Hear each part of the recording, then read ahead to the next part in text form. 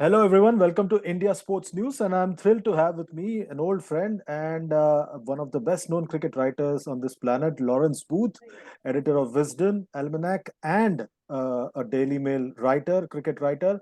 Thanks a lot for joining with us here on India Sports News, Lawrence. Hope you're doing well. Hi, Chandresh. Yeah, thanks for having me. Delighted to be here. Uh, Lawrence, I just thought we can have a quick chat about the Ashes, which starts on Friday. Uh, how do you look at this particular contest? It's coming on the back of England turning their red ball cricket upside down with what Brendan doesn't like, baseball and all the other stuff that they do. And Australia coming in with the World Test Championship crown just a few days ago. How do you look at this particular Ashes contest? Yeah, I'd say it's pretty mouth-watering, actually. As you say, Australia are the new World Test champions after beating India at the Oval. Looked pretty good there, I thought. England have won 11 out of 13 under Ben Stokes since he replaced Joe Root as captain last year, having won 1 out of 17 towards the end of Root's time as captain. So they have completely turned it around, and it's not just they've recorded in which they've done it. They've scored at 4.85 and over in that time, which is more than a run and over clear of the next fastest team in world cricket in that period, which is Australia, as it happens. So they're sort of rewriting the rules, if you like, really, of Test cricket, using pretty well the same players who struggled under Joe Root. It's been an amazing mindset switch, led, as you say, by McCullum and Stokes, and it's lent even more spice to this Ashes series. I mean, Ashes series are always big for in England and Australia and probably around the world, I guess, because 5 Test series aren't as common as they used to be. But this time, really, expectation levels have gone through the roof. People are saying it's the most eagerly anticipated Ashes since 2005, when, of course, England won them back for the first time in 18 or 19 years. So everyone's very excited. It's very hard to predict, but it should be cracking cricket. Uh, and one interesting thing is obviously the return of Moeen Ali to red ball cricket. And I read somewhere that, the English attack, for example, you've got the likes of James Anderson, Stuart Broad, who bring tons of experience. Uh, but have they had enough game time, in your view, in the last few weeks? And also Moeen Ali, he's not had much red ball cricket. Ollie Robinson. So in that sense, are they ready for this battle? Well, they take a sort of different view from the old school approach, which is that you need, red ball overs in your legs or innings or whatever. They very much are trying to relax and enjoy themselves and take that method towards winning games. I mean, the net sessions, for example, under McCullum are more or less voluntary. If you want to just face 20 balls as a batter the day before the start of an Ashes series, you're allowed to do that. So they've moved away from that kind of conventional thinking, I suppose. I mean, to your point about Moeen Ali, yes, it's a risk, for sure it is. I mean, he retired from Test cricket last year. He briefly thought last year, actually, about unretiring because he liked what was going on with Stokes and McCullum. It didn't happen. There was talk about would he go to Pakistan with England last December. He chose not to. Then Jack Leach, poor guy, who's a bowler that Stokes has invested a lot of time and energy and love into the last year, got a stress fracture of the back, unexpected for a spinner. And Stokes sent a one-word text message to Moeen Ali saying "Ashes?" ? And Moeen replied with an LOL. And Stokes said, "No, I'm serious." And he thought about it for a bit, and then he said, "Yeah, why not? I mean, the way England play now is right up Moeen Ali's street. And don't forget, he's going to come in at number 8 in this side, which solves one problem that England had, which was a long tail. Ollie Robinson was going to be the number 8 previously, and you wouldn't back him to get 20 really. So Moeen Ali at 8, continuing the work of Stokes at 6 and Bairstow at 7, suddenly lends the England batting lineup a lot of depth, and it'll play right into his strengths. I mean, his bowling, look, it will be rusty. He was self-deprecating about his abilities when he spoke the other day. He said, "Well, the batsmen have always gone after me." He's got 190 odd Test wickets, and there are five left-handers in Australia's top 8. So one of the concerns when Leach was fit was how would he go against the Australians' left-handers? Well, Moeen Ali will naturally turn it across them. Someone like Travis Head, who scored that brilliant counter-attacking 100 against India, he will suddenly have a different angle to think about. So, look, it's just one of many imponderables that we have to think about going into the series. It could go horribly wrong, or it could be a spectacular success. That's the thing with this England team; you just don't know. That's an excellent point. And also, last time the England went to Australia, uh, there's always been this talk about you having pure pace, and if Jofra was around, that would have been solved to a large extent. So, are you surprised that someone like a Mark Wood didn't start in the 11? I mean, I would say it was a 50-50 call between him and Stuart Broad. I take your point about pace. It looks quite a sort of dry, flat surface here at Edgbaston. The sun is out. It's not going to rain. It's not going to be typically English conditions with a bit of cloud cover going off for rain breaks, green on the pitch, swing and seam, which is basically why Australia haven't won a series in England since 2001.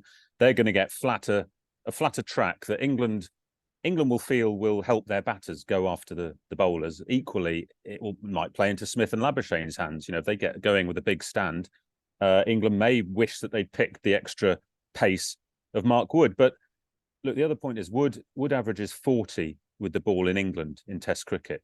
Most of his good performances have come overseas. Now, you might argue that this Edgbaston pitch may turn into more of an overseas kind of pitch than an English pitch. But equally, you've got Stuart Broad, who gets up for the big occasions. It's very hard to leave Broad out. Just taken 5 for against Ireland, lesser opposition, sure, but he's the one guy who is in the groove. If you're talking about overs under the belt, and Wood will get his chance later in the series. That these all the fast bowlers, with the exception of Pat Cummins, probably who captains Australia and therefore probably needs to play in every game, they will be rotated and rested throughout the series. So the fact that Wood isn't playing here doesn't mean he won't play in the second test at Lords. But if Australia are 300 for 2 at the end of the first day's play, people will be going, well, they could have done with Mark Wood, England. And in the same vein, I just want to understand, England announced their playing 11 48 hours out. Australia are going to leave it till the toss. That's what Pat Cummins has said, because they also have a pickle to solve with what to do with Josh Hazelwood and Scott Boland. What does that tell you about the two sides for you? Not a huge amount. I would say, England now like to announce their team early because they want their players to relax. They don't want them to be on edge, wondering whether they're going to play or not. Get their game head on, if you like, well in advance of the match. Cummins made the point today at the press conference that Australia like to give their players time usually as well, but it's been a tight turnaround since the World Test Championship final against India, and I think they do have a real decision to make, because usually Hazelwood would walk into this team. He's only played 4 tests in the last 2 years, and there have been injury concerns over him. Scott Boland looked like Australia's best seamer against India. He got Kohli and Jadeja out in that crucial over on the final morning. Mitchell Starc, if the new ball swings, is dangerous and gives that left arm angle, but England will feel they can get after him. He went at more than 5 and over against India. And if England get after him and hit him out of the attack, that could present some problems. They've got Cameron Green, of course. Nathan Lyon's a top class spinner, but they do face a choice. It's two of Hazelwood, Starc, and Boland, and Cummins is saying you won't tell us the toss. So perhaps you could argue, if you wanted to ratchet it up, that there's a bit more indecision about the Australian camp. And last couple of questions. Johnny Bairstow, playing in the Ashes. We've missed him in the last few months. Obviously, he's come back recently. How important is this Ashes? Because Ben Foakes has been left out for him. How important is this Ashes for Johnny Bairstow? Yeah, this is his chance to carry on the form that he showed last summer before he broke his leg on the golf course in freakish circumstances. He was the standard bearer, really, of Bazball. He scored something like 580 runs at a run a ball in 5 consecutive innings against New Zealand and India. That is possibly unprecedented in the history of Test cricket, to score that 400s and an unbeaten 70 in 5 innings at that rate. So if he can reproduce that from number 7, then that spells trouble for Australia. The purists will argue that you should always have your best keeper behind the stumps to take every chance. That slightly ignores the fact that Ben Foakes has dropped chances in Test cricket. He's not infallible. Foakes is a very good player, and is extremely unlucky, but that's the nature of being a wicketkeeper. You can be dropped at any moment when the wicketkeeper batsman, who is you back for more runs, comes back in. So yeah, it's a big series of Bairstow. He's not going to die wondering. If he can attack tired bowlers from number 7, then England will fancy their chances. And Ben Stokes, how big a series is this for him, for his legacy? We've been seeing him bowling in the nets with the knee strapped. How big a series is this for him? It is big. Whether we like it or not, English and Australian players are often defined by their contribution to Ashes series. Now, Stokes has already got a sort of amazing Ashes performance under his belt in 2019 when he won that game at Headingley with Jack Leach, putting on 76 for the last wicket. That went down in folklore in English cricket. He's got a legacy from a couple of World Cups, the 2019 50-over World Cup against New Zealand, and then, of course, the T20 World Cup last year when he played decisive innings in both those games. So his legacy, in that sense, is pretty safe, but there's no denying it would go to another level if he can lead England to Ashes success here. Ashes winning captains, their life is made in both England and Australia. They go down in history. So it's a big thing for him. The question marks, of course, are about his knee. We spoke to him earlier, strapping all around it. He's been building up his bowling over the last 3 days, getting more overs under his belt, and says he feels more confident about bowling in the first test. With Moeen Ali there, Stokes may not need to bowl more than 6 or 7 overs a day. And what he's done quite well under his captaincy is pick and choose the moments when conditions will suit him. So, for example, in Pakistan, if it was reverse swinging, he would bring himself on because that's what he does particularly well.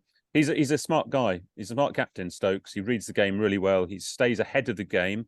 Unlike Joe Root previously, who I felt was always an over behind the game, Stokes is generally an over ahead of it. It's why England won 3-0 in Pakistan.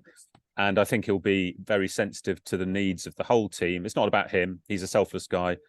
So when he comes on to bowl, that's because he'll think it's what the team needs.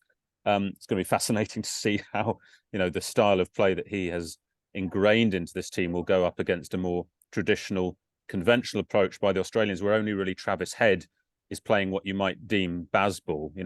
That terrific innings against India summed that up. The rest of them are reasonably conventional. So Smith and Labuschagne won't be dragged out of their bubbles. Warner might go for it a bit more. He's got something to prove, but it's going to be a clash of cultures, I think, and may the best team win. Absolutely, and that's why I'm putting you on the spot, Lawrence.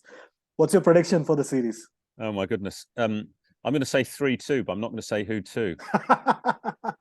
Honestly, it's impossible to call. I think it'll be close. I think it'll be a cracker. I hope it goes to the Oval at 2-2, the last test, and everything to play for. Thanks a lot, Lawrence. Really appreciate your time from your busy schedule. All the best for the rest of the series. Thanks for having me, Chandresh. Take care. Take care.